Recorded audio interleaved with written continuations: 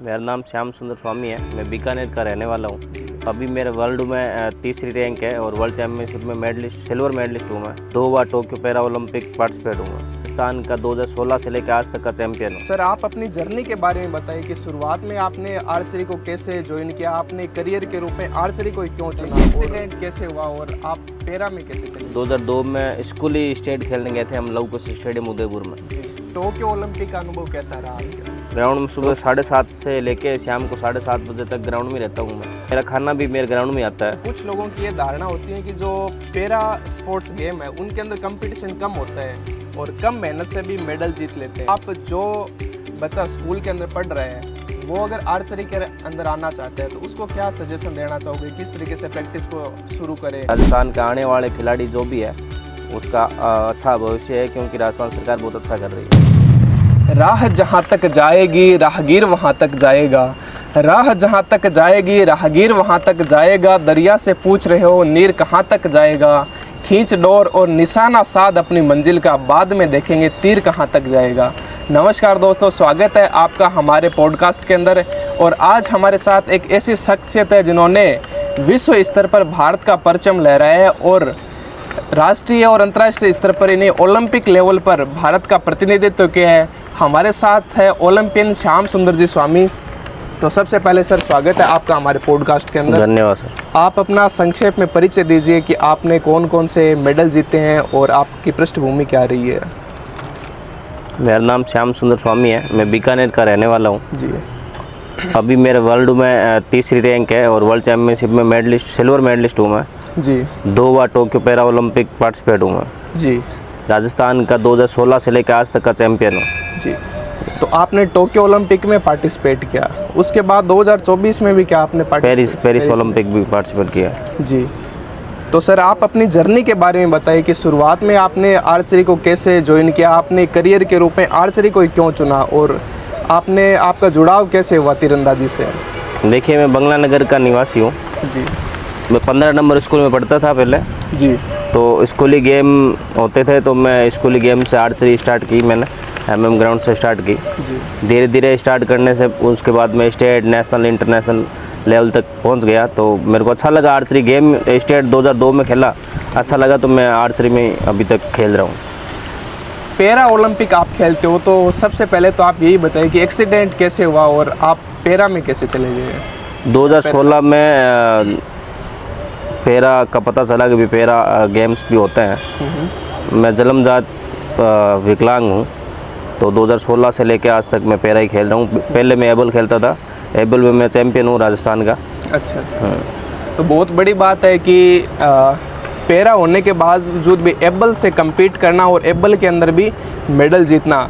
अगला सवाल सर मेरा आपसे ये है कि तीरंदाजी में आने की प्रेरणा कहाँ से मिली और किस संस्थान से आपने शुरुआत की, और इसके साथ साथ आपने शुरुआत के अंदर जो संसाधन होते हैं, क्योंकि जैसा कि हमने सुना है कि तीरंदाजी के अंदर जो इक्विपमेंट आते हैं वो बहुत महंगे आते हैं, तो उनका बंदोबस्त शुरुआत में किसने स्पॉन्सर किया, आपको घर का कैसा सपोर्ट था? मैं 15 नंबर स्कूल में पढ़ता था। 2002 में स्कूली स्टेट खेलने गए थे हम लवकुश स्टेडियम उदयपुर में। जी। तो पहले वुडन के वो आते थे, आज भी वुडन के वो है, बेसिक उसको धनुष बोलते हैं, वो लेके गए थे हम बीकानेर में। MM ग्राउंड में मैं खेलता था और स्कूली स्टेट खेलने गए तो स्कूल ने पूरा सपोर्ट किया मैं। और उसके बाद धीरे धीरे मॉडल धनुष में आ गए। मॉडल धनुष घर से मॉडल धनुष लेके आए, आज राजस्थान सरकार सपोर्ट कर रही है। ओके। अगला सवाल सर मेरा आपसे ये है कि जब आपने शुरुआत में इंटरनेशनल लेवल खेला और देश के लिए जर्सी पहनी तो उस समय कैसा फील हुआ, आपको क्या महसूस हुआ उसके बाद? ये तो हर खिलाड़ियों का सपना होता है इंडिया की जर्सी पहनना। मेरा भी एक सपना ही था जी। वो 2016 में मैंने पूरा किया बीकानेर की जनता का आशीर्वाद से। जी। टोक्यो ओलंपिक का अनुभव कैसा रहा आपका? टोक्यो ओलंपिक का अनुभव अच्छा रहा, क्योंकि 2020 में टोक्यो ओलंपिक होना था, कोरोना के चक्करों में 1 साल पोस्टपोन हो गया। 2021 में खेलने गए तो अच्छा लगा मेरे को कि भाई 1 साल के बाद भी हम वापस खेलने आए हैं। आपके गेम के अंदर फिजिकल फिटनेस के साथ साथ मेंटल फिटनेस भी ज़रूरी होती है, तो उसके लिए आप क्या करते हो और जो खिलाड़ी खेलना चाहते हैं उनको आप क्या टिप्स देना चाहोगे? देखिए, आर्चरी एक माइंड का गेम है। माइंड को शांत करने के लिए योगा वगैरह हम करते हैं और मैं तो खिलाड़ी को यही कहना चाहता हूँ योगा और हमेशा करना चाहिए, क्योंकि योगा और जिम्नास्टिक और गेम की जर्नी है। बिल्कुल। योगा में मेडिटेशन करते हो, प्राणायाम करते हो या फिर और कोई एक्टिविटी करते हो? वो जो हमें हमारे कोचेज बताते हैं वो करते ही हैं, सुबह सुबह प्राणायाम और वगैरह सारे करते ही हैं हम। रूटीन क्या रहता है, आप दिन में कितने घंटे प्रैक्टिस करते हैं और डाइट के अंदर क्या लेते हैं, उसके बारे में थोड़ा बताएं। सुबह 6 बजे उठता हूँ मैं जी। 6 बजे से लेकर 7:30 बजे तक मैं नाश्ता वगैरह करने के बाद ग्राउंड जाता हूँ। ग्राउंड में सुबह 7:30 से लेके शाम को 7:30 बजे तक ग्राउंड में रहता हूँ मैं। जी। जब मैं घर पे रहता हूँ मेरा खाना भी मेरे ग्राउंड में आता है। जी। जब हम साई में चले जाते हैं तो वहाँ तो रूटीन फॉलो करना पड़ता है हमें। बाकी मेरा होम ग्राउंड के अंदर मैं सुबह 7:30 से लेकर शाम को 7:30 बजे तक ग्राउंड में रहता हूँ। जी। साई के अंदर भी प्रैक्टिस की है आपने? हाँ, साई में इंडिया कैंप लगता है हमारे वहाँ। अच्छा अच्छा। कहाँ पे, जैसे पटियाला में या फिर? सोनीपत साई में। सोनीपत साई। अपने इंडिया के अंदर सबसे बड़ा सेंटर जो आर्चरी का है वो सोनीपत साई में है। ओके। अगला सवाल सर मेरा आपसे है कि कुछ लोगों की ये धारणा होती है कि जो पैरा स्पोर्ट्स गेम है उनके अंदर कंपटीशन कम होता है और कम मेहनत से भी मेडल जीत लेते हैं, तो उसके ऊपर आपका क्या कहना है? मैं तो ये बोलना चाहता हूँ, जो बंदा ये बोल रहा है कि भाई पैरा में कंपटीशन कम है, तो आप भी आ जाओ हमारे साथ लड़ो। जी। हम बताएंगे आपको कम है या नहीं है। भाई आप एबल के हो तो हमारे साथ भिड़ के देख लो एक बार, आपको पता चल जाएगा कम है या वैसी है। जी।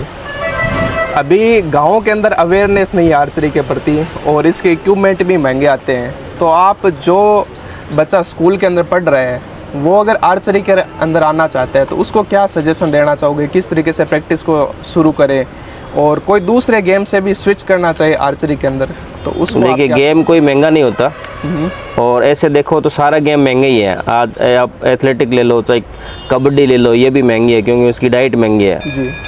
तो वो तो माइंड सेट होना चाहिए बच्चों का कि किस गेम में है। और मैं तो गार्जियन को यही बोलना चाहता हूँ, जिस बच्चे की जिसमें रुचि है वो बच्चे को डालना चाहिए जिसमें। जी। आप ये बताइए कि जैसे कोई भी गेम हम खेलते हैं और उसके अंदर मेडल्स मिलते हैं, तो उसके बाद सरकारी सेवा के अंदर जाने में क्या स्कोप रहता है, किस तरीके से हम गवर्नमेंट जॉब में लग सकते हैं मेडल्स? देखिए राजस्थान सरकार अभी बहुत अच्छा कर रही है। जी। राजस्थान सरकार में एक आउट ऑफ टर्न की पॉलिसी है जिसमें senior national, world cup, Asian championship, Asian games, world championship और ओलंपिक जैसे इवेंट में आउट ऑफ टर्न में सीधी नौकरी देती है सरकार। तो मैं तो मैं मानता हूँ कि राजस्थान का आने वाले खिलाड़ी जो भी है उसका अच्छा भविष्य है, क्योंकि राजस्थान सरकार बहुत अच्छा कर रही है। जी। अगला सवाल सर छोटा सा एक रैपिड फायर है, उसके अंदर आपको एक शब्द में जवाब देना है। जी। तो आप बीकानेर में रहते हो और बीकानेर का आपको पता है भुजिया और रसगुल्ला फेमस है, तो भुजिया या फिर रसगुल्ला क्या पसंद? दोनों। दोनों। डर या जिद? जिद। जिद। Favourite country? इंडिया। बिल्कुल। किस्मत या practice? Practice. Practice. Team game या individual game? Individual. Individual. Sir individual को क्यों आप महत्व इतना देते हो? टीम गेम में क्या कुछ खामियां रह जाती है? देखिए कभी कभी ऐसा लगता है कि यार टीम में पता नहीं कौन कैसा क्या करेगा, खुद पे पूरा विश्वास है, जी, इसलिए इंडिविजुअल पे ज़्यादा भरोसा करता है। ओके।